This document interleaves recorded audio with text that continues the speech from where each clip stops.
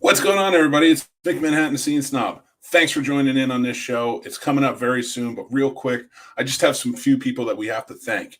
So we are super excited here. We have some wonderful sponsors that stepped in and they take care of us in such a big way, in such a wonderful way. And we want you guys to go support them if you can. First up is Echo Engineering. Now, if you're in the New Jersey, New York area, Echo Engineering is beautiful construction for your home. They do renovations that are just truly beautiful. If you head over to the scenesnobs.com, they have their link there and you can check out all the work they've been doing. Next up, if you're in the North Carolina area, check out Consider It Done Auto Detailing. Truly fantastic. Again, if you click on the link over on the scenesnobs.com, you can see the beautiful work that they put into the cars and detailing there. It's truly wonderful, and I think you guys will really like it. And last, but certainly not least, is Kimball's Cookies. Now, a lot of you have ordered from Kimball's Cookies. They are the most delicious cookies and beautifully decorated out there. You can go check them out. Again, the link is up there. You can order today, but go check out her Christmas line. It's truly phenomenal what she's doing with it, but she does it for all occasions, custom cookies for birthdays, Christmas, every holiday you can think of, every personal day you want to go for. But you can get it for 10% off with the promo code SNOBS. So go check them out. We love these sponsors. We truly appreciate them. They take care of the show. They help us run everything and kind of get the equipment in and things like that. And I just can't say enough nice things about them. So please go out and support, especially if you're in those areas. And we truly appreciate it. So thanks very much. Real quick, another announcement before we get started to the show. We want to thank our wonderful Patreon supporters.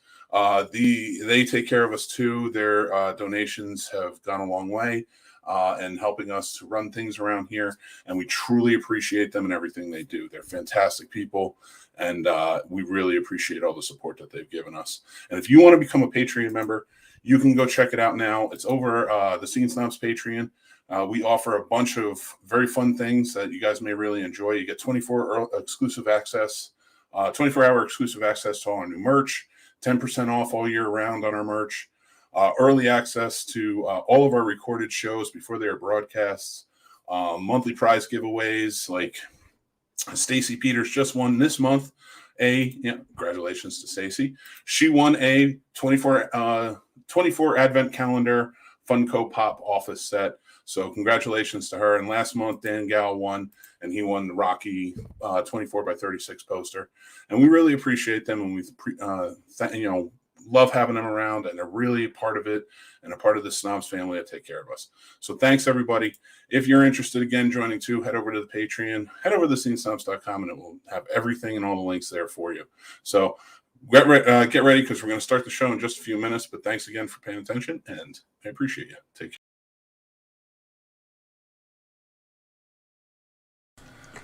Welcome to the Scene Snobs podcast. Welcome to the Scene Snobs podcast. Welcome. How you doing, buddy? I'm great. How are you doing, buddy? It's so weird. It was like I just did a read or something. That wasn't recorded at all. Yeah, no, that was wild. Like you just tried to do it live and prep for it now. I did the best I could. And you know what? On this show, that's good enough. It's always great when you do it, buddy. Well, buddy, how are you? I've missed I'm you. doing very well. Thank you very much. I'm doing quite well. It's been a crazy kind of week so far. Firstly, hello to everyone who doesn't know. Today we will be your hosts. I am the Madman Casey Plott, joined always by my fantastic producer and leader and fearless God King himself, the all-knowing, all-wonderful Scene Snob Mick Manhattan. You are truly wonderful with your words, sir, and I appreciate it.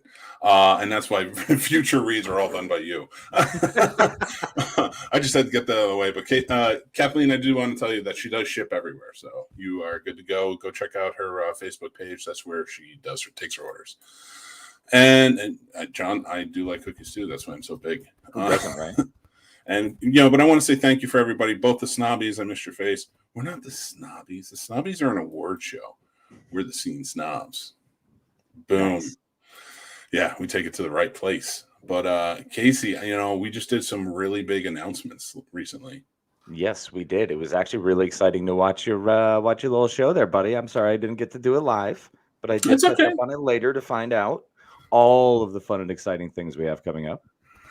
And we want to just say to everybody who is a podcaster out there, has a web show, does videos, along those lines, video podcasts or anything like that. The Snobby Awards are back March 27, 2022. It's our second annual Snobby Awards. I was kicking around the idea of not doing it, which is a terrible idea. Yeah, that's what everybody kept telling me. But so we're going to do it. But I do like to celebrate independent podcasts and web shows and everything that goes on into them. So if you are interested in submitting your show, go to the scene or submit to the scenesnobs@gmail.com.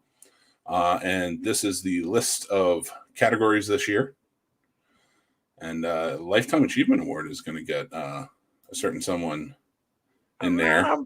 I'm pretty stoked to see who winds up in there. I'm pretty sure we could have quite a list. Should be interesting. So please make sure that everyone submit any show that you're interested in that you think would fit one of those categories. Submit, let us know, and we'll get them entered and see how everybody votes as of March 27th. And we are the Scene Snobs, and both of us individually as human beings are eligible to be put in this year because we are not doing any of the judging or any of that. So, nope. We're just there to look pretty and say funny things sometimes. That's right. We're hosting and we have no say in it. So I enjoy that. I like having no say in it. I didn't have a say in it last year and I got yelled at a lot. Yeah, by me.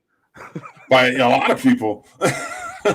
But, it's been kind of a crazy week. Like we did do that. Another quick announcement. I really want to just take a moment so everybody knows, everybody watching.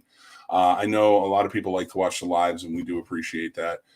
But as long as the show's been on, it's always been on Facebook at least for the better part of almost 2 years. It's been on Twitter, Facebook, Twitch, YouTube, but as of January 1st, we are exclusively going to broadcast from YouTube.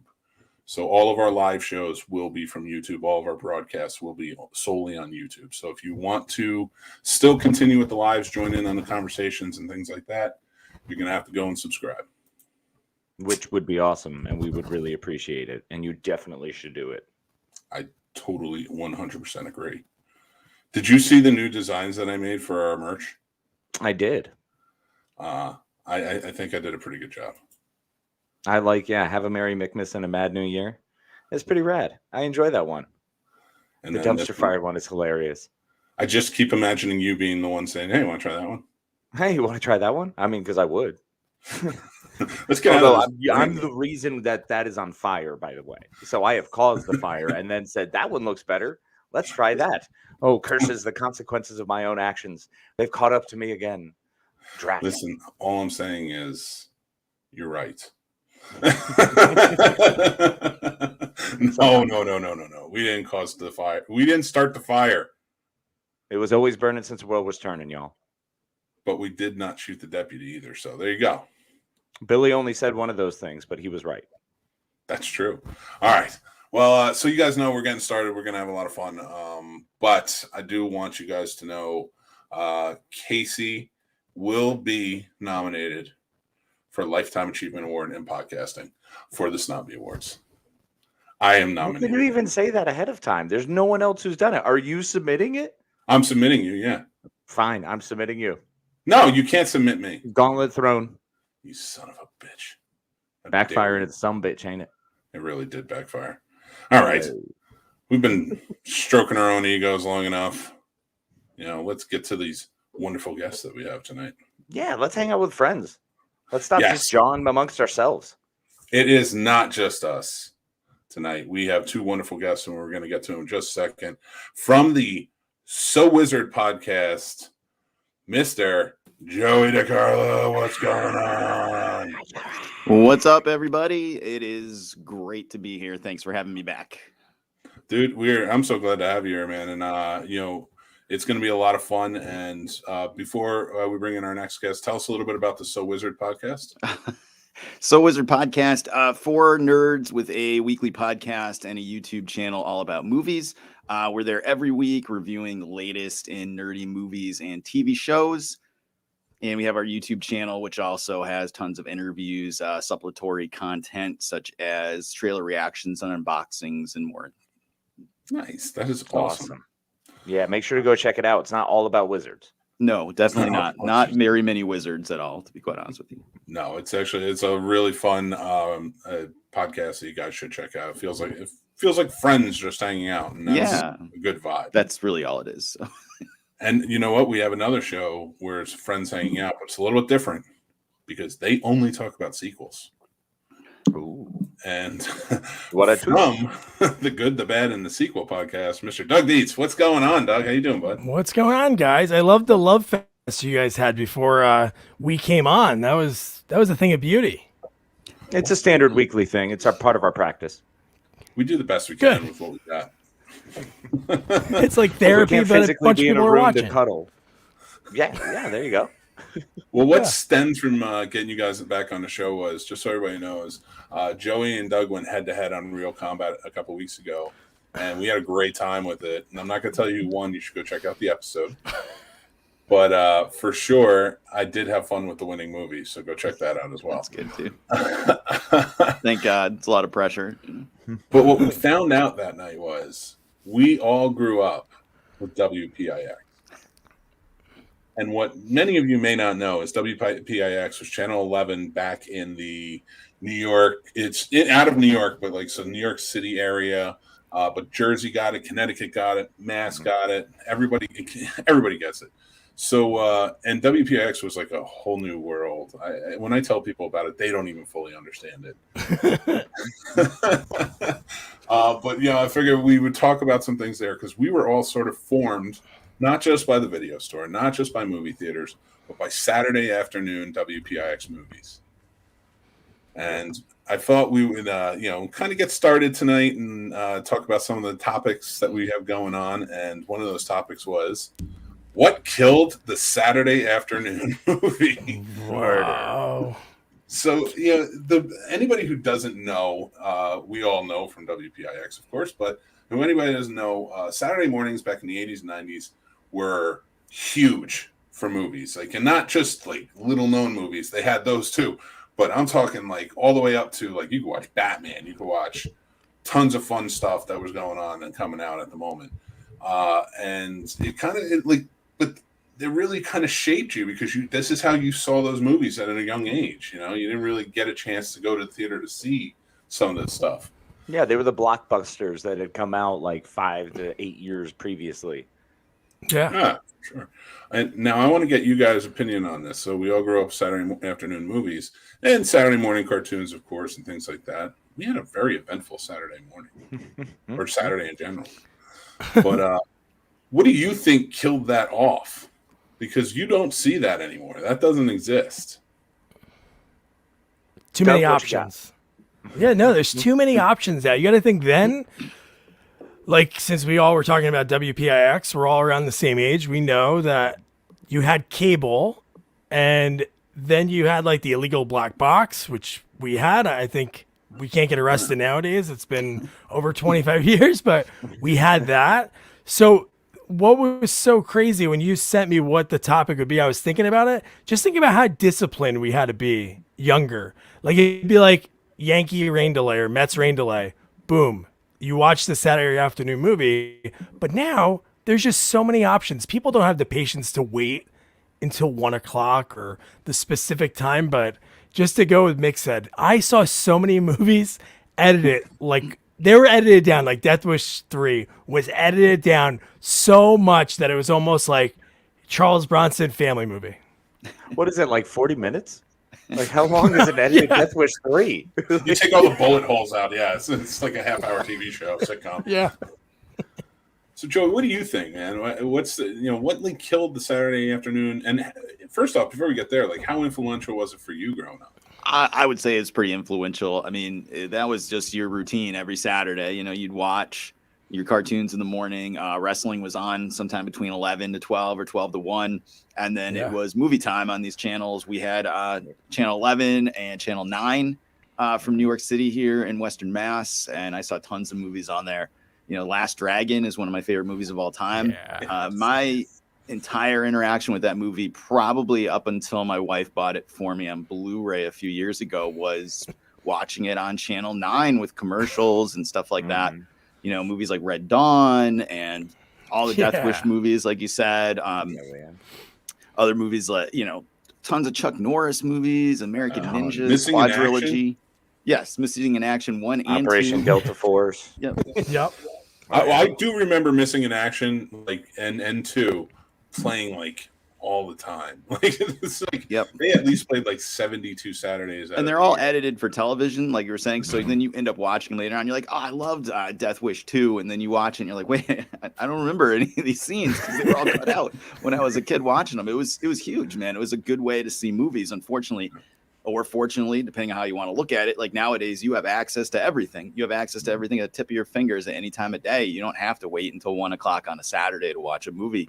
I could just go sit down in my living room right now and watch anything I wanted to be quite honest with you. So some of that mystic and magic is gone, unfortunately. So I feel like there's an innocence lost. And I'm not saying that the Saturday afternoon movie was for us. It really wasn't. Like our parents didn't really care what was on.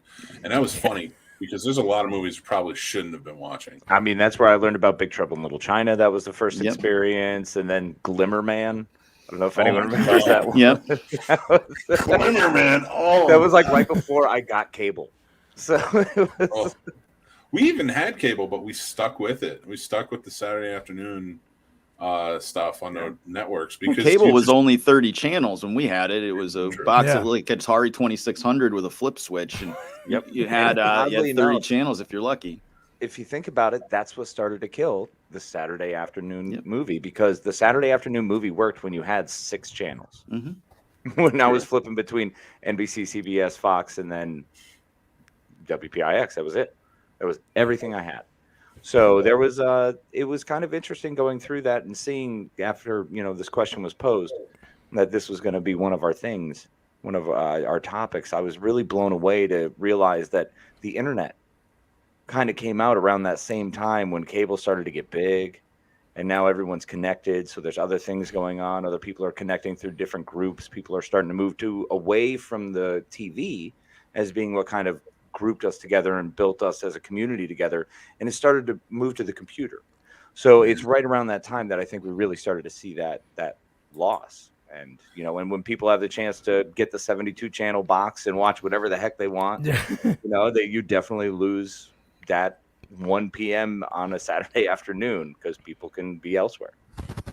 No, that's legit. And so many of those movies too, I feel like got lost. Where are any kids going to find Missing in Action? No, you're not going to do it. It's not going to happen. Tubi. That's the only place you can find any of those old movies. Tubi, Pluto, Crackle, one of those. Yep. I will tell kids these days watching The Warriors because there's nothing else on. Like, how is that happening? Yeah. Well, it's so funny too because we watched those because they meant something. They were new. They changed. They changed the game or did something exciting. And the problem is nowadays we have people who are coming out with 40 different versions of that similar story. So there's just so many things. Too many. And I think. No, what I was going to say, Mick, was you just think about it. Back then, when there was like the 5 channels, when that movie started at 1 o'clock, it was like when you used to go to the store and rent a movie. You started it, even if it sucked, you watched that movie. So many of these movies that some I still watch because they're so bad, it's good. But I watch them only because of that. Because if that was nowadays and I started a movie, I'm like, this sucks, I would just turn it off. But then you had to go through. It was like torture, but you finished it and you're like, that was actually pretty good. And it's like woven into your memory because you're a 6-year-old kid watching Death Wish 3 on a Saturday where you're dead. Yeah, I mean, oddly, that's why I thought Junior was good. No, I'm not allowing that. I don't think I ever would have finished I Come in Peace with Dolph Lundgren without WPIX. Yeah. Amazing. What a red heat for me from WPIX. Thank you. Yeah. WPIX just had them all. That UPN, man. There should be like a group of that, a support group. Fox had baseball. Again, So like summertime, Fox had baseball, but like when they weren't showing a game, you got some quality movies going on there. I think Big Trouble in Little China was a Fox movie. And that was like one they beat to death. Some of these movies were flops. I mean, some of these movies were not box office bombs, or not box office hits. They were bombs, but to us, they were huge. Like when I talk to somebody who doesn't even know what Big Trouble in Little China was, or didn't see it, or doesn't think it's cool, I'm like, what are you talking about? It's like one of the best movies ever made. It was on all the time. It was on TV all the time. How can it not be popular? Yeah, and that's what I loved about movies like that. Especially going up with them at that time, and even Cut. Like I feel like that's a good introduction for kids to watch those movies and then like be introduced. Like during Halloween, like my kids are young, they're 9 and 5, and they like horror movies. They like the idea of horror movies. That's what I should have said. They're not sitting here watching Hellraiser and then wondering what pain and pleasure is. My 4-year-old is huge into a Serbian film, let me tell you. Oh my God. Yeah. My 9-year-old, and I tell you all the occult. It's wild.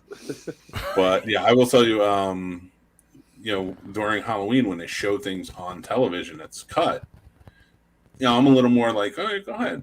We'll watch this, and it's a little bit easier for them to kind of check out. There's no real like kills to it or anything, and they kind of still get the mystery of it all, and the characters.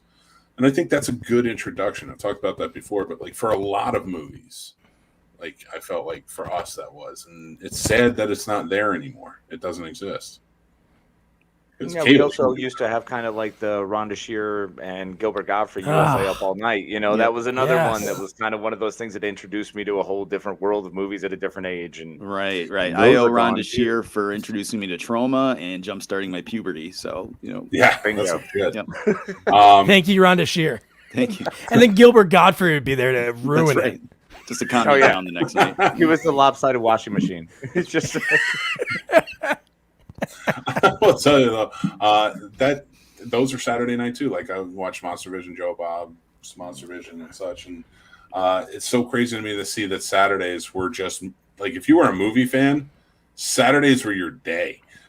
Like let's get this done. For everything, cartoons led into WPIX, or the afternoon movies. Then after that, you'd have like Snick, Are You Afraid of the Dark, all those shows, Secret World of Alex Mack, My First Crush, Larissa Olenek. And then after that, all those late night things, you'd be watching Rhonda Shear at, what did that start at, like 11 or 12? PM. And there was, and then there'd be back-to-back movies, right? It'd be 2 movies. Yep. God, because, the best. I'd tell you exactly what my lineup was. It was the movies, it was cartoons, then it was WWF main event. Superstars? Main event was Superstars, yeah. Superstars. Main event was the Saturday night show. Yeah. And then you would watch the movies all day. Star Trek Next Generation usually went on around 7 o'clock. Mm-hmm. 8 o'clock. Always 7. That's syndication. Well, you also had what was right before it? Love Connection, bro. That's right. Early was Love Connection. It was back in 2 and 2. But in the 90s, it was Baywatch. I was always more of a Baywatch Nights kind of guy, but I mean, who doesn't love Detective Hoff? That's right. And then halfway through the first season, they're just like, we're gonna switch this up, making an X-Files show. That's right. We're gonna hunt ghosts now. Okay. Don't you do this on your regular show? Why do we need the nights? But yeah, you watch all that stuff, and then Snick, and then Tales from the Crypt at 10. Yes. Oh yeah. And then, if you were blessed enough to have the Hubbo. That's true. Legal black box. Yep. And then Squiggly Spice Channel at 11. Squiggly Spice Channel. Yeah. Done by 11:07. Does anyone remember the box? Yep. Music station where they just like. Oh my God! Yeah. You're hoping like your thing would be picked. You're like, right. Oh, I've got to listen to Puffy sing about sing with 112 and Faith Evans. What was that song? I'll Be Missing You. I'll be missing you. I'll be missing you. Yeah. That was played like every 30 seconds everywhere. Constantly. They would end that song, and just before it ended, they'd cut it off to start it over again. That's how stupid that song was. I felt like there were a lot of doves at that time. We had John Woo, Puffy. Everyone was using doves. It was too many doves. Prince was making him cry. It was constantly. Well, I do want to ask with the Saturday before we move on to our next topic. The Saturday afternoon movies. What is one that you really remember that sticks out to you? Joey, I'm going to start with you first. It's The Warriors. I equate that movie with watching Saturday afternoon movies to this day. Before we even thought about this topic, I see anything about the Warriors, and I know you guys mostly from around this area, so a lot of those guys still do Comic Cons. Even just seeing a picture of the movie or them in an advertisement, I'm like, I'm there. I'm right there. I'm on the couch at my mom's house. It's 1987, and I'm watching weird bad movies all afternoon. So definitely the Warriors. Nice. Doug, how about you, man? Showdown. That's the one that just sticks in my head. Billy Blanks, fired cop, disgraced, becomes a janitor, teaches a new kid in town how to do karate against Patrick Kilpatrick in that movie. I love him. I was lucky enough to interview him, and his character in that movie is insane. It's really just, if you watch the movie, they make fun of Karate Kid to a T, like with the wax on, wax off. And then Billy Blanks is like, nah, man, you don't have to do that. And it's like, oh my God, you just like took that script and erased some of the parts out and just changed the names. It's perfect. It really is the Karate Kid all over again. And it works. Kickboxer 2 is one that always stuck out to me. Nice. Casey, I got to hear yours, man, because I know it's going to be bonkers. I mean, well, Big Trouble in Little China is one of my all-time favorite movies, and that's where I learned it from, was there. I mean, the other one that sticks, I made fun of Glimmer Man, but the Omega Man. I don't know if anyone remembers that one. Charlton Heston. Yeah, that one sticks with me. It was great. That's a great choice.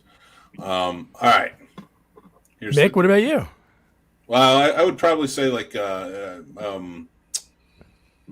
I don't know. Batman was a big one because that's how I saw Batman for the first time. Was Saturday afternoon, like because I didn't get to go to the theater. My brothers did, bastards, but I didn't get to go. I think like Batman Returns was coming out, and I was older, and I was like, I want to go see it, and like, but I didn't see the first one yet, and I hadn't rented it because my parents wouldn't rent it for me, and they showed it on TV at Saturday afternoon. I was like, yes, I'll know exactly what's going to happen, and kind of. Knew what was going to happen. But, stuff like that. This is turning into a therapy session. We're talking about your childhood. It's slowly working its way. Yeah. Well, I'll tell you, once I was able to walk down and, like, I was earning, like, a little allowance or something. It was, like, $1 a day, go down, rent, like, whatever movie I want, old movie I wanted from the video store. And it was, like, that was Best. my stuff. And which father figure made you feel most loved? The video store man. That's Michael Yes, Keaton. is this the one you would talk to and he would give you advice? Yes. Mr. Mom, Michael Keaton. That was that's my go-to dad and everything. Or Gung Ho, even though he wasn't a dad in it. I feel like he Oh, God, I love that movie. Great. That's another Saturday afternoon movie that just always like every time it was on. But we're gonna switch up gears a little bit, and Doug, this is more your specialty because that's what you guys do, and that is what big budget sequels were completely unnecessary. And I want to hear from everybody here because I know Joey's chomping at the bit. He's got some ideas. Well, I'm going to say, because this keeps a roof over my head, feeds my daughter. Oh, I want all the sequels because I want them to cover eventually and interview people that worked on them. Now, there's probably so many, but for me, I'm one of those people. I don't mind remakes. I don't mind sequels, to be honest, because what will happen is if, like, Roadhouse, everybody's freaking out about Roadhouse. That gives people the opportunity to be like, hey, there's a movie of Roadhouse? Like, people that are like 15 years old. My wife's a teacher. These kids know no one. They don't even know who Will Ferrell is. So I don't mind it. But if I really have to answer, I'm not a big of like the Marvel movies. It's not that they're not good. I like the first ones. I love the origin stories, but there's just some, it's just like, it's all CGI. Like everything that has to do with it. It's cool seeing all those people together, all those big time actors that have their own storyline and their own movies, but I guess one of those movies, but I love them all. I need more. Joey, man, how about you? What's a big budget sequel that you think is completely unnecessary? Easiest question I've had to answer in a long time. Independence Day, Resurgence. One of the worst movies I've ever seen in my life. A movie so bad, it was my worst movie of the year that Batman versus Superman came out, if you can imagine. Wow, that's... Right. The first Independence Day is in my top 10 movies of all time. I'd probably have it in my top 5. I love that movie more than anything. I love it so much. I wanted a sequel for so long. and then it didn't seem like it was going to happen, and it's fine. Don't worry about it. One and done. One and done's fine. Don't worry about it. We finally get a sequel announced. I slightly get hyped. I'm ready to rock. Go to see it. It's face meltingly awful. It's an abomination. It makes me envious of the blind. The movie's over. We're just sitting there in the theater, my daughter and I, and we're just sitting there, and I'm just kind of like, I just kind of got my head down. I'm just like, oh, this movie sucked. And the only thing she did, she said, was she turned to me and she just said, I'm sorry. She's consoling you. The little 15-year-old kid's trying to get you out of the theater. It's like, you got to get your dad out. Yeah, it's fine, Dad. Look, we can get some ice cream on the way home. I understand this is rough. That's right. I get it's hard. I'm sorry. We're getting 99-cent cones for the McDonald's drive-thru on the way home. It's the only way I'm gonna make it through. Just cried into allowance. Like, I'm so sorry, Pops. I'm so sorry. But yeah, it was bad. That movie is ass, and I would personally like to physically fight most of the people involved in the making of it behind the scenes if I could. So funny. Amazing. Casey, what about you, man? What's a big budget sequel that you're like, that shouldn't have been made? X3: The Last Stand. Oh. They took what little bit you could have salvaged from potentially a not great franchise, because I mean the original X-Men wasn't bad, but it wasn't good because it wasn't X-Men. I mean, like all the X-Men I'd grown up with, I wasn't cool with the characters, the way they kind of twisted them. They made it work and it was fine. And by X2, I was like, okay, I'm invested. You've given me enough. We're back at the school. Let's give it a shot and see what's going on. And then X3 happened and everything. It was like someone wanted to be Jackson Pollock with poo and just see if they could actually create different levels and variations of colors from throwing poo at a wall. And unfortunately, that actually made it to film and was financed heftily by, whatever Fox. So, that is an absolute piece of hot garbage that I find totally miserable. That's the best one, in my opinion. I'm going to fight All you. three of you are just daggers. Like, oh, man, nah, bro. I can't even. You're the host. Your opinion just changed. I might have to agree with Emery Guns here. Mannequin 2. Oh. That is a great one. That's right. No, it's not. No, it's not. I'm not letting you have that one. That's terrible. Who doesn't want to ride around on a motorcycle with a mannequin who may or may not be real? I'll tell you what's a bad one. As long as we can sing Starship together, I'm okay. Weekend at Bernie's 2. Completely unnecessary. You ruined the love of the first one. Imagine the way that Bernie smelled by the end of that movie. Right? Like Do they have to dig him back up? No, they just got him from the morgue. The movie cuts right to the next. Right. It's like the next day. But no, the only thing I do enjoy about that movie, cool little cameo of a canon superstar, the late great Steve James, is one of the voodoo henchmen in that movie, which is cool. But Andrew McCarthy in that movie is a complete psychopath. He's pretending to be Bernie Lum. Yeah. Oh, yeah, it's all the blow. Wait a second. Is Steve James the American Ninja sergeant? American Ninja. Yeah. Okay. Yeah. He was like the sergeant in that, right? Yeah. Okay. Yep. I forgot he played in that movie. So bad it is. Now, most of the big movies, like The Last Stands, yeah, it's terrible. But I feel like that movie had to be so bad for us to get to the First Class. I feel like some of those sequels really bridge the gap. Like, it's like, okay, this was terrible and had a terrible response. We have to revamp everything, And sometimes you get lucky and you get a good sequel. I think you're right with that. I totally agree. Mm-hmm. Yeah, Spider-Man 3. Yeah. Spider-Man 3 is horrendous. And they've rebooted it. Like, I didn't even see the Andrew Garfield ones. Was the second one? Did they make 2 of those, right? Yeah, or did they make 3? Bad. Yeah. Oh, they are? Okay. So really? They were bad enough. So, yeah. The villains are cool. He's all right. He's just a terrible Peter Parker. Like, he's just, I don't know. I can't deal with his dialogue. He's more, he's closer to the Ultimate Spider-Man version of Peter Parker. And yeah, a lot of people love the Ultimate Spider-Man comic. Oh, I think you meant Sony, which was also shitty. It's the same thing. Come on, we'll find out on the 16th how shitty they are. With MC's help. Roadhouse 2. Oh. Oof. Yep. We covered that. I covered that one too. Interviewed the villain in it, man. Isn't it that his son in that movie? Yeah. It's Dalton's son. Yeah, he plays Dalton's son. I can't think of his name right now, but he was married to Christina Applegate. He was in That Thing You Do. He wrote, in this era, within 2 years, he wrote 2 sequels you'd never know about. This one, and he wrote 8mm too. Yeah, Jonathan. That does not need a sequel. Wouldn't that be 16mm? Nice. Yeah, right? Way to math it, Joey. Unfortunately, it's actually just doubled crap. Right.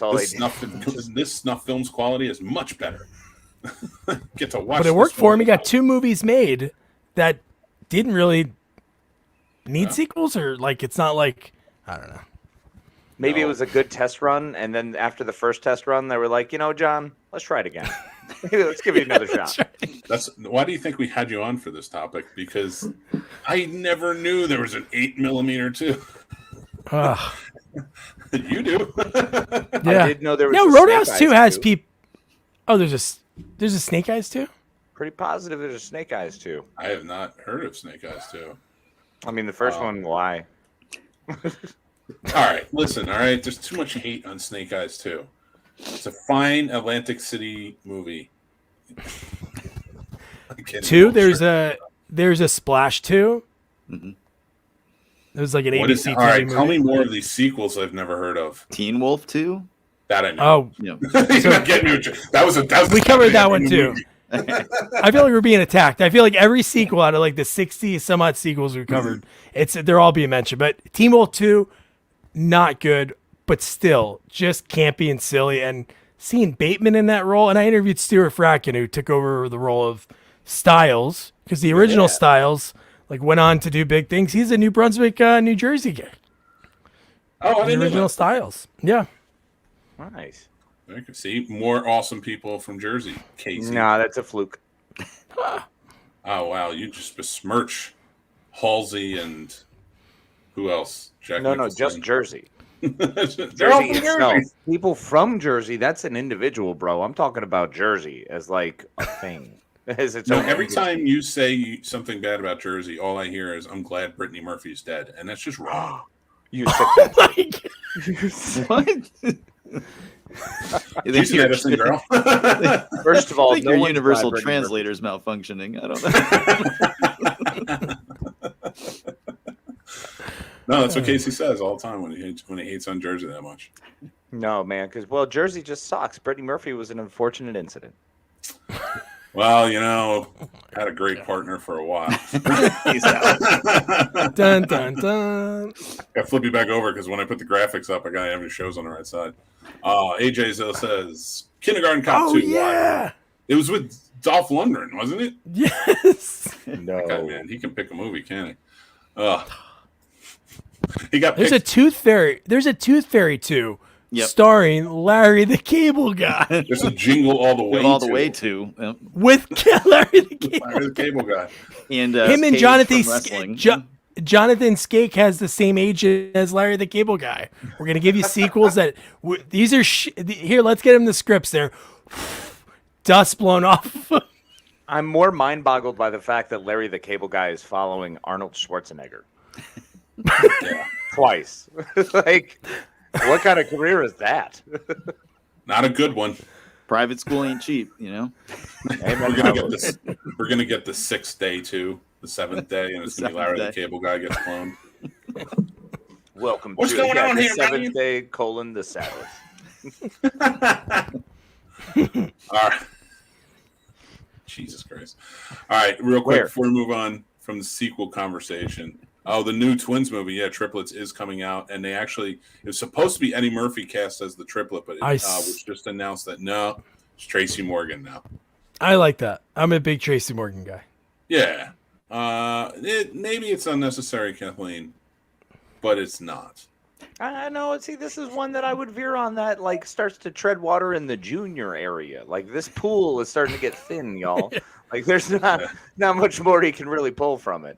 So, I mean, triplets could be fun because Danny DeVito is old and crotchety, and he's a different person than we know. And Schwarzenegger is somehow become a refined gentleman. However, the shit that happened. So, we'll see. AJ can talk squeakquels all day. Squeakquels, Alvin and the Chipmunks. That's good. That was amazing. Joey crushing it there. All right. Before we go on, what is? I want to ask this about sequels. What is a movie that never got a sequel that you guys would have loved to have seen get one, or still get one? The possibility. Man. Well, I'll Joey, you got one? You're the guy. When I was a kid, it would have been the 80s Flash Gordon movie, because that ended with a stinger that said "the end?" question mark. And I was like, well, no, yes. I don't know. Are you asking me? Are you telling me? I'm confused. But I would love to see more of that with Queen soundtrack and the absolute cheesiest special effects allowed by law. But I mean, if you're asking me and you're handing me millions of dollars, I would just hand them right over to Tommy Wiseau and say, please make The Room 2. Do whatever you want. Yes. I mean, honestly, Joey, it sounds like you just want this Flash Gordon 2 to get over whatever mental trauma it put you through with that existential crisis for all those years. But the only caveat I'd give Tommy with that money would be it has to be The Room TOO. You can't put the number 2 in the sequel. It's the true sign of a good sequel is 2. Yes. Or somebody tells Joey that it was a typo and it was supposed to be a period and they put a question mark and they just never changed it. And he's been thinking about it ever since. I'm just going to have an overnight stay at the hospital on that one. What about you, man? We all know it's May 5th. It's the same day I saw Flash Gordon for the first time. It was asked that question. The end. That's right. I would have to, just off the top of my head, one of my favorite action movies of the 80s and one of my favorite action movies of all time, Commando. No, I don't know. Obviously now he's older, but like Matrix, that's the movie to me out of all of, there's obviously great movies that you look at them well done, like the Terminator and T2 but with Commando, that is like the king of the one-liners. I think that launched like his one-liner career. Dead Tired, just everything about that movie.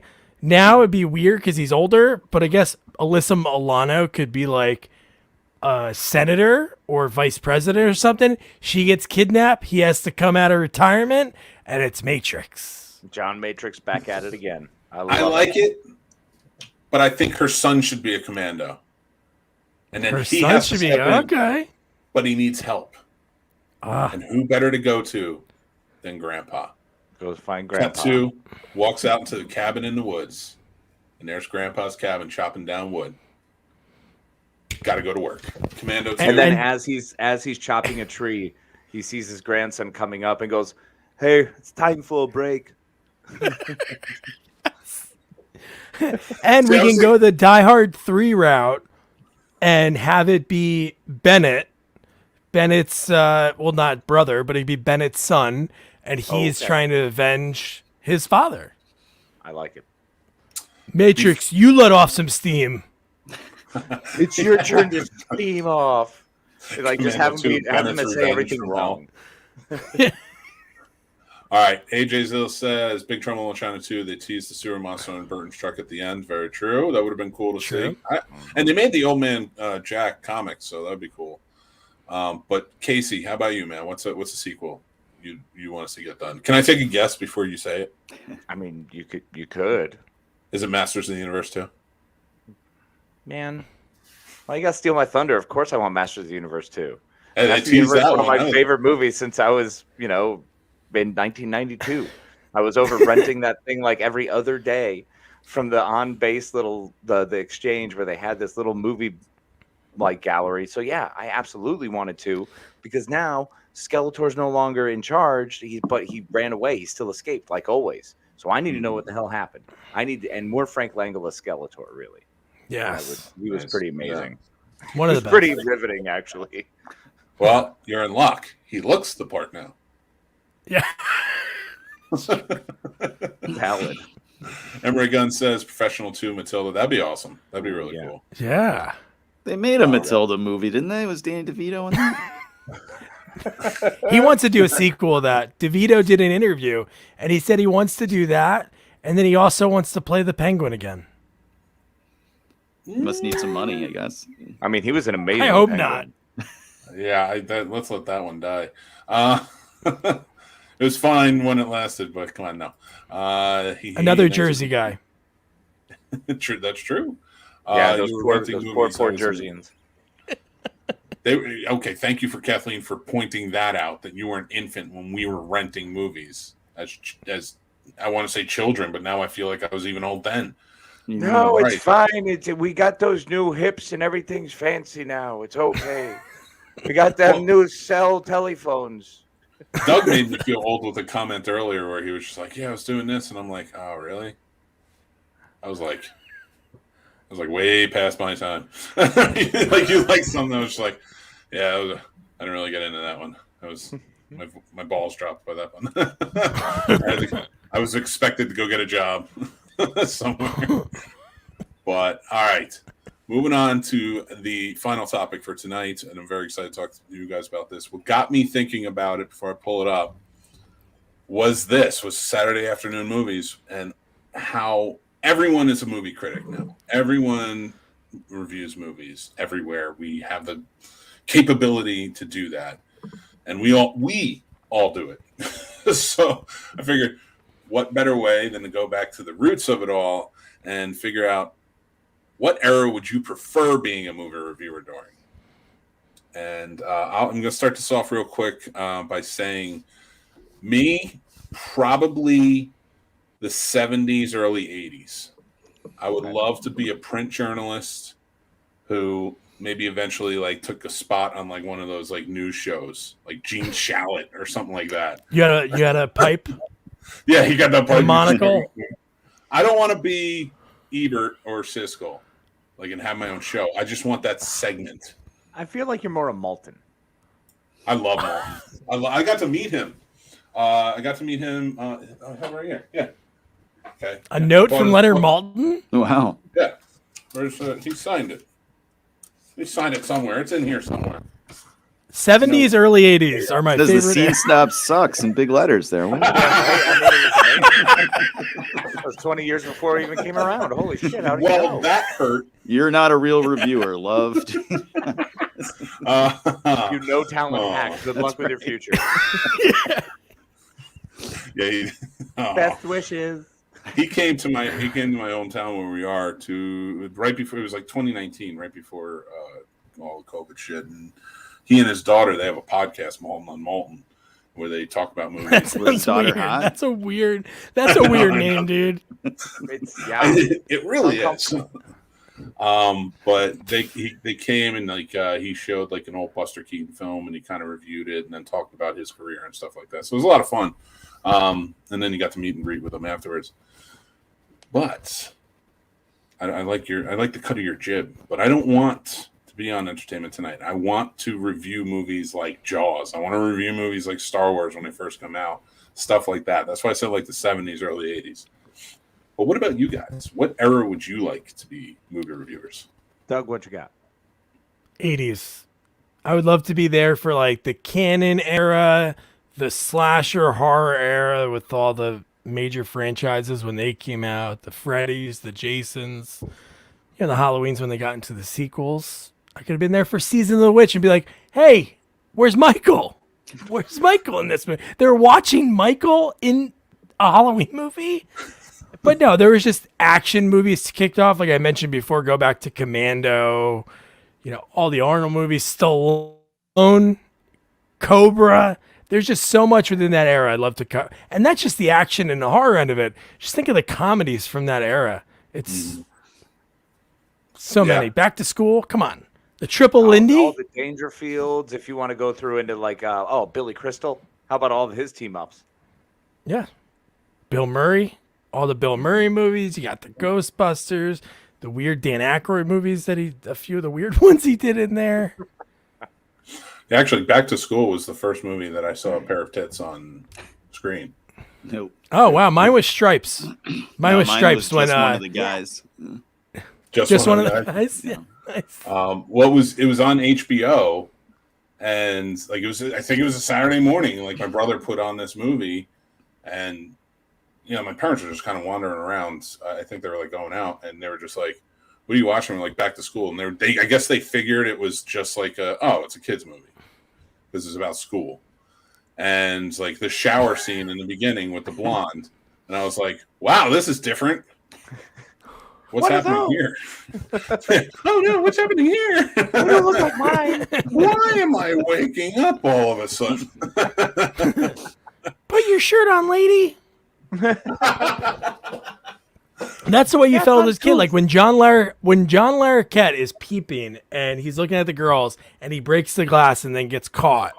Like I remember the first time I saw that and I'm like looking at my dad and I'm like, this is like weird to see this. I was so young. No, same way with Porky's. Like I was watching with my stepdad and I was like, why are they staring at girls in the shower? It's just weird. He was like, why not, son? Yeah, exactly. One day you get it. I just imagine you just be like, shut up. Yeah, just disappointed in you. Like or Kim Cattrall barking and it's like, I don't understand why she's screaming. Is everyone okay? Can someone go check on her? Oh, this isn't problematic at all. We don't know what that word is. Joey, how about you, man? What era would you like to have been? I hate to say it, but I'm pretty happy with the way things are today. I like today. Just from a purely selfish point, the fact that there's like a 27 movie interconnected live action Marvel universe with 5 TV shows, it's mind blowing for me. But there's tons of awesome sci-fi genre stuff that's just getting pushed out and it's kind of taken over. It's great as a huge nerd. Just ease of access too. I mean, right now I've got like 3 screeners sitting in my inbox I have to watch. And that's it. The person said, do you want to review this? I said, sure. They said, okay, click. And now I have a movie to watch. There's just ease of access and the amount of stuff out there. It's just incredible. It would have to be today. Is it Kindergarten Cop 3? I hope so. Yeah. Or Cuffs 2. That's what I've been waiting for. Cannot wait. Pump up the volume again, Yes. And then pump up the volume to 11. That's right. Going to be the third one. Yep. Just to find a way to work the number 3 into the words, and that's it. Oh, Gleaming the Cube too. That's right. Now this time it's personal. His brother wasn't enough. Now it's his dad too. Anyway. Oh, I hope people out there listening to this later understand what Gleaming the Cube was. When they hear that joke. Yeah, seriously, that's a tough one, bro. That was like what, 84? I was in like 6th or 7th grade, so yeah. It was probably the late 80s. I mean, it was a few years ago. Yeah, there we go. That's the right attitude, Joey. Last week. The late 1900s, from what I'm told. Oh, what an era! Case, I see you as like a 1930s or 1940s movie reviewer, and not just a reviewer, but like you're like on the lot trying to get the juice. Oh yeah, no, 100%. So smoking cigarettes in the movie theater. Exactly. Hey there, folks. I need all the details. What's everything going on? What's the skinny? What's going on? Who's got the kebab? Who's got the kapow? Who's coming out with the big movie? So yeah, no, I would actually choose very much so like Joey. Actually, I really love Now. Like as much as I was trying to, funny answer, I would have preferred 1888, honestly, because I had one movie to review. So that would have been fantastic. Who wouldn't have loved it? What a time to be alive. I think these movies are going to be a thing. These motion. Wow, pictures. Look at these pictures. One day they make them talk. Who knows? Sky's the limit, I tell you. Edison's coming out in his next picture now. So yeah, I mean, honestly, right now, just the ease of access, the amount of great things we have. We're living in the Gilded Age. I mean, we're well beyond the Golden Age. We're crushing it right now. This is some of the best time for entertainment, movie-wise. So hands down, everything that's just kind of, we got all of these great movies in the 60s and 70s and 80s that all kind of built to where we are today. And we've seen the progression, and we've had 100 years of making movies. They got way better at it. So it's cool. They did. Yeah, but that's great and all that you guys want to be now. But Doug and I, of course, would be like on the red carpet for Eraser in the 90s because we were well known. Well-known movie reviewers at the time. So movies You're really stoked to go hobnob with Vanessa Williams, bro? In 1990s? Yes. Yeah, fair. Yeah. Yeah, not now, but yeah, in the 90s, sure, absolutely. Well, now she's the green M&M, man. Come on. Is she really? Yeah. She was at one point the voice of the green M&M. Well, I think we know what they say about the green M&Ms. So that works. Joey's just bewildered. He's like, I don't know what's happening right now, but I'm hungry. I want M&Ms all of a sudden. Yeah, I do appreciate you guys. I think Doug, you said you had to take off a little bit early, so. Oh, I could stay. I'm good. Oh, all right. Well, I pushed it back a little bit. I'm here for you till the end. What do you guys want to talk about? Best news. What about the 90s? So no, here's what I want to ask you guys. Like, you got to think like that 90s, obviously Joey's top 5 is Independence Day. It's like that weird era of the late 90s. I'm not saying there wasn't good movies, but it just didn't seem like there was as many like memorable. I don't see myself when I'm going on streaming services or looking for something to watch. It's very rare that I'm like, let me go to the late 90s and like look at that. You know, it's odd because there were a few around that time. Like I was a big Ed Burns fan, so I really enjoyed all of those kind of weird, quirky, romantic comedies with way too many brothers, and it was uncomfortable. But you know, there were a couple of those that I really enjoyed. So there were some movies in the '90s, Starship Troopers. You know, I think we were reaching a point where everything was kind of getting less chunky. And we started to streamline things, and things got trimmed down. So the 90s was a really cool evolution of movies because we got to see a lot of changes. And it also heralded, you know, the love of hippies. Man, the 90s absolutely brought in the love of hippies. True, I think Dazed and Confused was just the top of the top for that. Let me ask you this. Take Star Wars out of it. All right. Just taking that out now. And, you know, what's a movie that you wish you could witness for the first time in its era that came out like you, and you just want to be kind of like surrounded by all the people going to see it for the first time as well. It's a tough one for me. I don't really know, like, because, you know, you want to say the blockbusters and things like that, but it's like you can, there's some that I'm just kind of like, you know, the 90s, I was very fortunate to go see a lot of stuff in theaters. Especially Godzilla '98, which was just remarkable. Soundtrack epic. But no, a lot of doves. There were more fucking doves. So many doves. Oh man, I mean, for me, not going blockbusters because, like you, I saw a lot of stuff in the movie theater. I mean, we used to go to the movies all the time when I was a kid, right through when I was a teenager, when I was dating my wife, and now with my own kids. Movies going is sacred. I like to go all the time. I want to be there opening night. So I've seen a lot of stuff in theaters, but there was some things that I did not see in theater or did get to experience with that opening night like reaction. I mean, Pee-wee's Big Adventure would be a huge one. It's one of my favorite movies of all time. I would love to see how the audience reacted to it in a theater for the first time without having every joke from it already out in the zeitgeist. I mean, you just watch a random sporting event, they play tequila and people start doing the Pee Wee Herman dance. They may not even have seen the movie, but they know what it is. So to get it before that was out there. And another one of my favorite movies that you probably don't even know what it is Pootie Tang. Oh my God. That's right. And I would love to be in a movie theater with people experiencing that for the first time. So. That'd be a hell of a movie. Yeah, that was filmed in Jersey. Oh wow. I remember when they were filming that. Like, it wasn't too far away from the Hollywood Video that my buddy worked at. Nice. I love that movie. I've actually have seen it in the movie theater. So me and about 5 other people were the box office take. See, that's the way I feel about like Starship Troopers would have been fantastic, because knowing that I love it as much as I do, coming out of that theater and seeing everyone go, "What was that?" like would have been a blast. That would have been a great time. Any of the cult movies that I've fallen in love with over the years to go see in the theaters, I think would be a hilarious experience. Well, it's funny because AJ's says Spawn, A Bronx Tale, Sixth Sense, and he's never saw Home Alone in the theater. Now I feel even older because I've seen all of those movies in the theater. Yeah, I saw Sixth Sense in the movie theater. I remember seeing that in the theater. Just fun stuff. Emery Gunn says North by Northwest. Ooh. That would have been an interesting one because Hitchcock was like a big, like, you know, in movies and stuff like that, a big name. for people to go see. Like, it wasn't blockbusters, but like people went out to see a Hitchcock movie. And I would like to talk. And again, it's not so much experiencing the movie in the theater, how I feel about this question. It's more of like, I want to experience with the people around me of that time and see how they kind of took it in. You know what would be some fun ones? Maybe the William Castle movies, like The Tingler, or, you know, the ones that had like Spook-O-Vision and stuff like that. Yeah.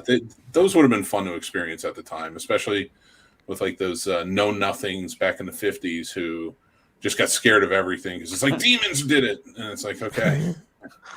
You know, I'm sorry, did you just call an entire group of people know-nothing? Boomers. You know, just because they didn't have the knowledge doesn't mean I think we should belittle them. They could be listening. They could be listening to this right now. They might know how to work a computer, Mike. Hey, they tried to ban. They tried to ban Dungeons and Dragons. I mean, they knew something. They knew they had the wrong idea, but they were like, "You want to talk to girls at some point, right? Just put these away." You think I'm going to be upset because a bunch of people who have to call their kids to put their computers on so they can watch this are going to get mad and want to not even comment but talk to my manager? Yeah, I'm good. You are the manager. Son, can you please leave a comment here on this fellow's YouTube for calling us know-nothings? And his son's just like, you're right. That's the comment he leaves. It's like, You're right. Jade, I really hope that you're not a know-nothing. Of the know-nothing. Jade knows a great many things. He's a fantastic human being. Okay, good. You know, he's not a know-nothing generation. Nope. That's what I'm deeming it now, the know-nothing generation. Oh, that's good. So we have the greatest generation immediately followed by the know-nothings. By the biggest dummies in the history of the world. Hi, morons. I've watched 10 years of Happy Days in my life, and if I've learned anything, it's that they did nothing from 1950 to like 1965. I thought you were going to say how to turn on a jukebox with your hip, but yeah. It was such a generation. A generational gap of nothingness. I see Casey's mind just exploding because he's a history buff, and he's just like, do you understand what they did for this world? No, it's totally all right. I'll just completely allow it if we're only focusing on the social aspect. And that's how quick things go crazy here. That's why we specialize in the absurd at the Scene Snobs. So as we go on, and we those are all great choices about like where to go, what era you'd want to see the movies in, and what movies. But as we're kind of going on and winding down a little bit, I want to talk about your shows a little bit more and just kind of get everybody to get a good feel for them. So let's start with So Wizard podcast. I know you told us like kind of what you talked about, things like that, but what are some of your favorite topics you've had on the show?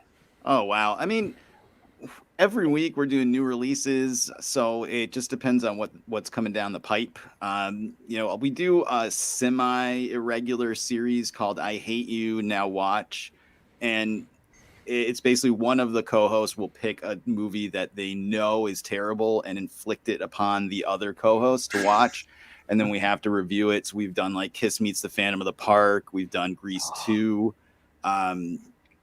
And we have those every now and then. They're fun, and we haven't done it in a while, but we do one every year for Christmas on our Patreon. And I dig deep and find god-awful Christmas stuff for the other hosts to watch. Like we did Rap City Street Kids.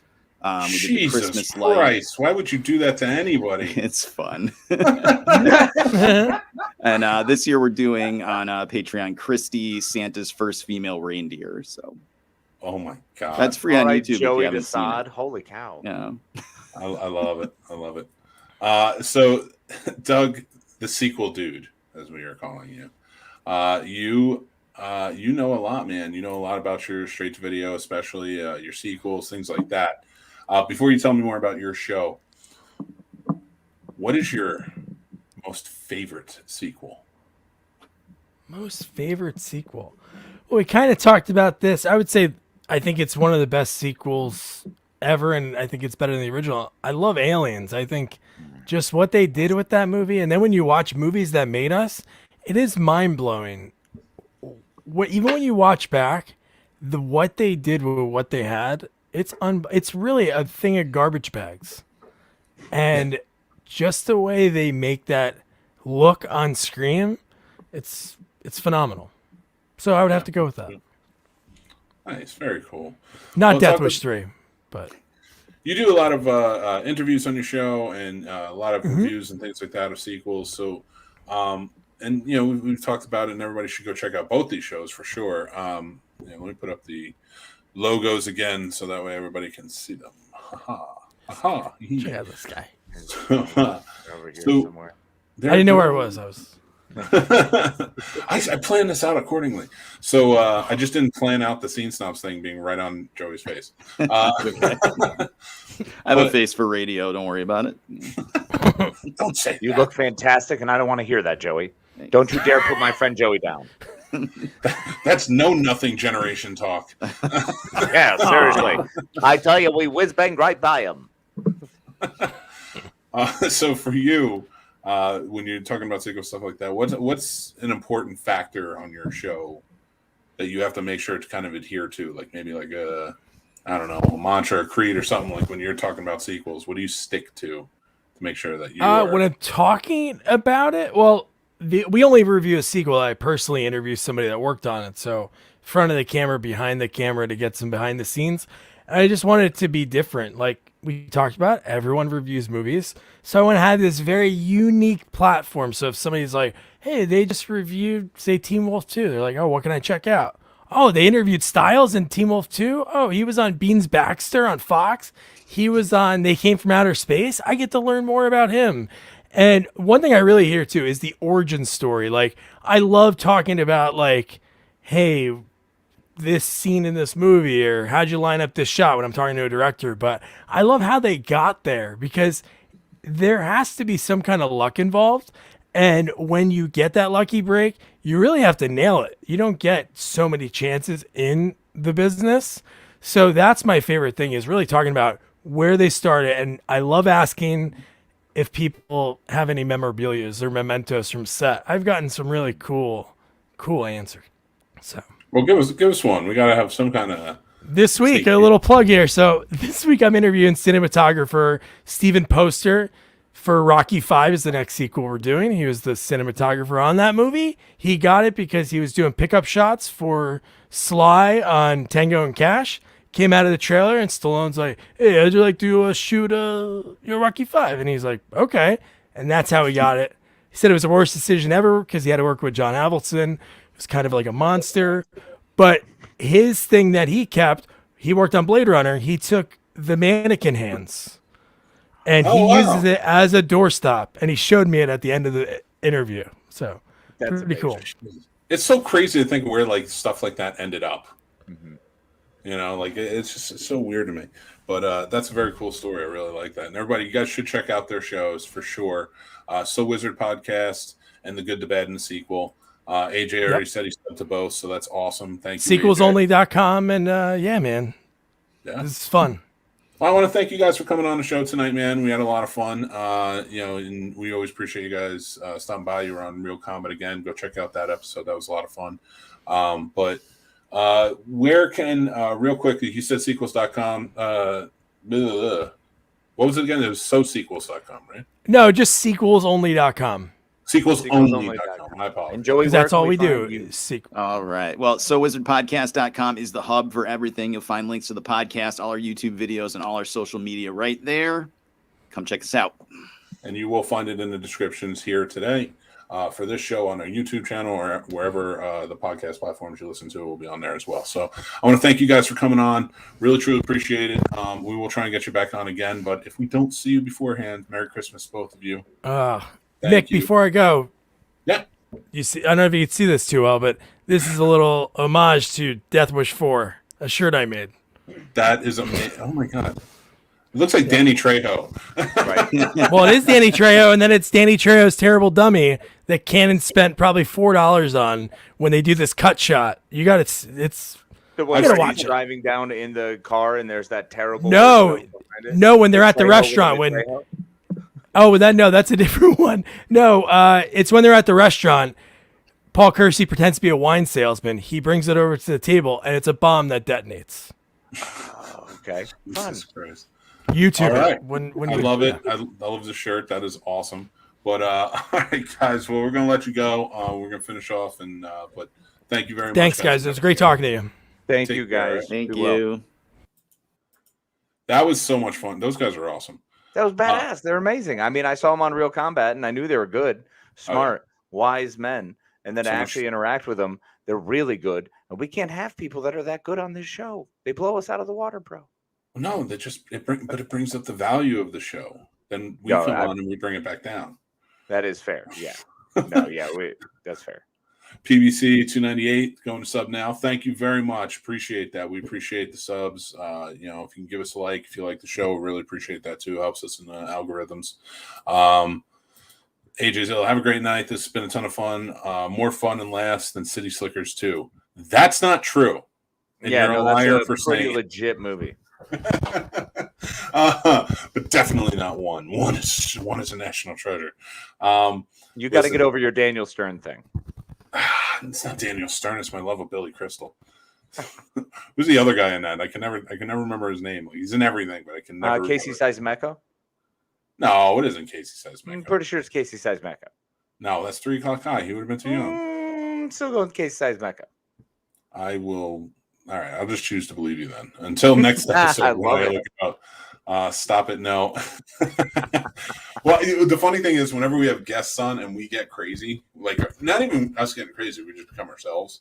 I find it fun all the time that like you can kind of see everybody get wide-eyed, like, what are these guys doing? And it's like, oh, dude, you're on this train now. Like, you just got to jump in and kind of enjoy It's it. like the Orient Express, but way more dangerous. Like And just way remove more half the murder. rail.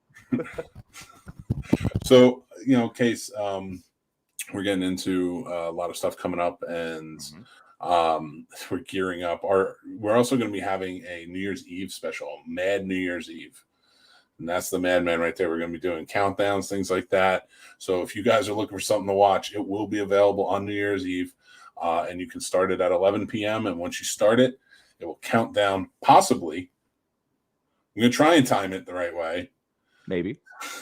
To where I will get it done. I will do it. I'm gonna edit. Depending on which clock you use. Like, I mean, let's just be very well aware. We just celebrate every time zone. That's what we started at 11. It's just time zone celebrations the whole way through every hour. Well, no. We'll start. No, we're not starting at 11. It's going to be on YouTube. So maybe I'll broadcast it at 11, but then you can watch it anytime on YouTube after that. Perfect. Or listen to it or whatever you want to do. And in your time zone, and it will work. It's your ideal New Year's Eve companion piece. I want to thank AJ. He said this is a great ride, never hopping off. We don't want you to hop off. Just get off at the next stop. It's not that far away. No. Stay on for the other stop. Just that's true. You can keep going to the last stop, which is Coney Island. Call back to the Warriors in the city. That's still my favorite use of a song used in a movie. I love when they're walking away at the end in the sunset, or the sunrise, the sunrise, and they start playing in the city. I was like, that just. Who's that? The Eagles or Glenn Fry? That's just Glenn. No, that's not Glenn Fry. That's Joe Walsh. It's just Joe Walsh. Oh, that's right. Yep, just Joe Walsh. A lot of one of the Eagles. I don't know.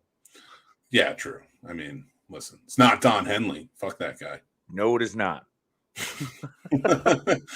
But yeah, we're having a good time. We appreciate all you guys stopping by and everything, and we're gearing up for our Christmas special, which is going to be a lot of fun. Hopefully, you guys check that out. It's going to be a 2-hour live event on the 21st, so it starts at 8 p.m. that night. Super excited for that one because it's not 4, 6, 8, 12 hours event. No, I almost did a charity event this month. And I'm so glad I talked myself out of it. I was like, you know what?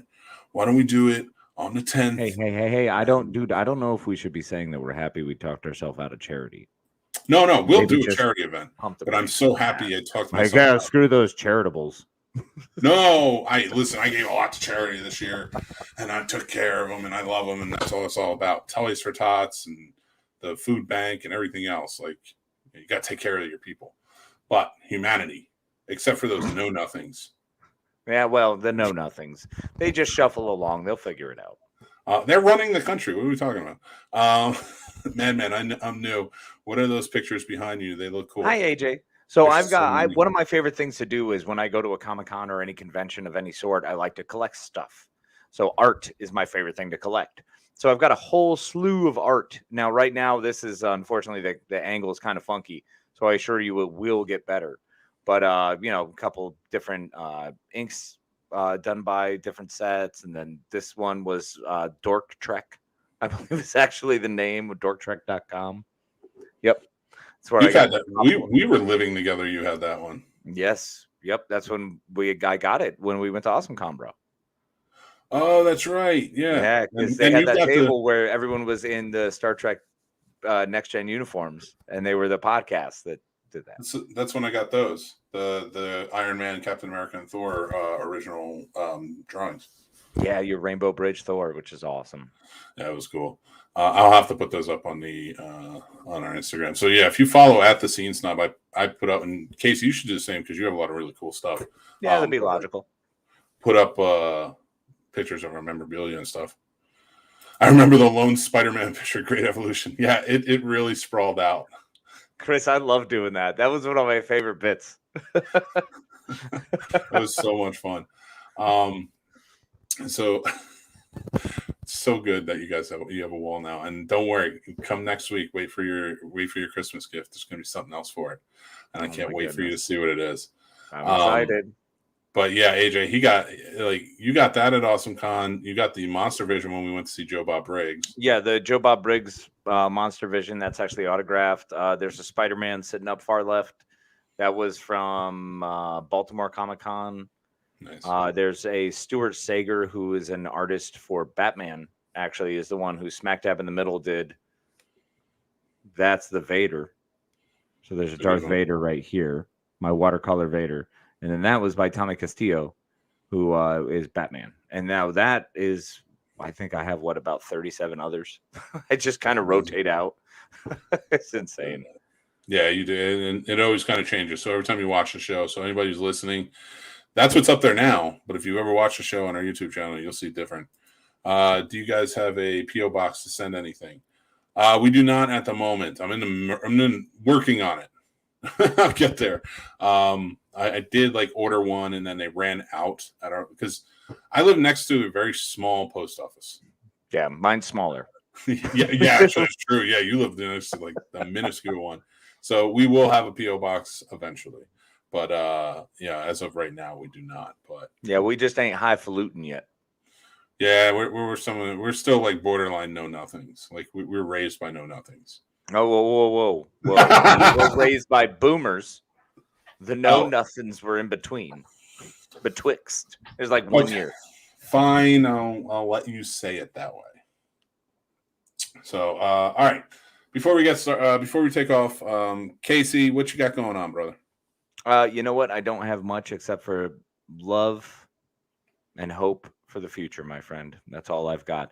Make sure to check out Doug and Joey. Thank you so much for those gentlemen coming on today. What a fantastic show. And as a pleasure, my friend, it's always a great time hanging out with you and being able to do this. And I thank you again.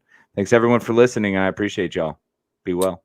Appreciate it. And we are going to be putting on the end credit sequence so you guys can check out everything. Go to thescenesnobs.com. That's where all the links are. Follow us everywhere because we always have something going on somewhere. And it's always a lot of fun.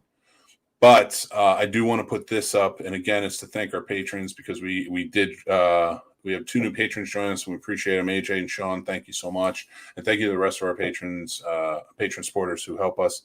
It's a lot of fun. And we have a lot more perks now, so hopefully they enjoy it.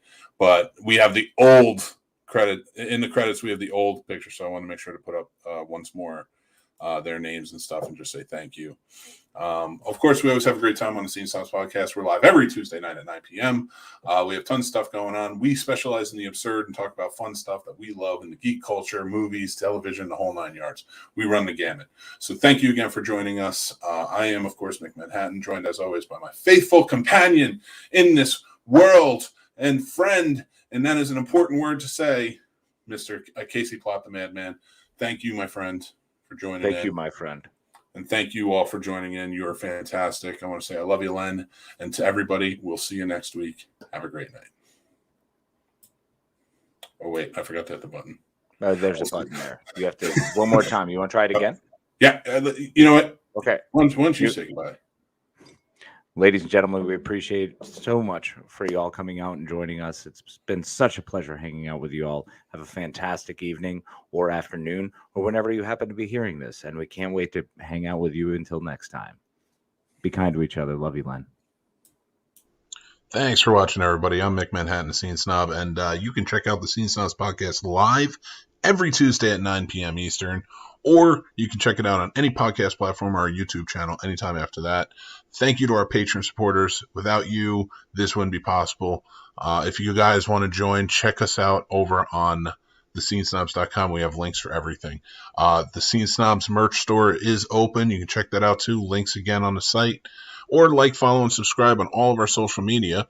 Again, head over to thescenesnobs.com. It's all there for you guys. Love you, and we'll talk to you guys soon.